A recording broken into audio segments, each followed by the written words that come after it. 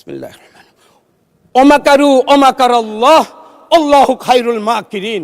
ওয়াকালু আলহামদুলিল্লাহিল্লাযী হাদানা লিহাদা ওমা কুন্না লিনাহতাদিয়া লাউলা আন হাদানাল্লাহ। আল্লাহ তাআলা বেহেশতবাসীদের হেদায়েতের পরে সফলকাম হওয়ার পরে বেহেশতবাসীদের বেহেশতের মধ্যে ঢুকে একটা এই আয়াতটা পড়বেন।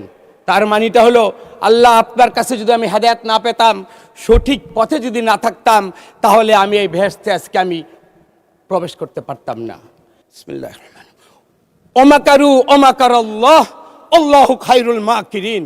যতই করো মকরবাজি, আল্লাহ হলো উৎকৃষ্ট মহাকৌশলী এবং আল্লাহ তাআলার কৌশলটা হলো উত্তম।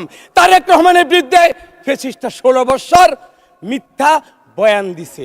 এখনো যারা তারেক রহমানকে মনে করেছো বাংলাদেশের প্রধানমন্ত্রী হতে পারবে না, এইটাই হলো আল্লাহ তাআলার কৌশলী।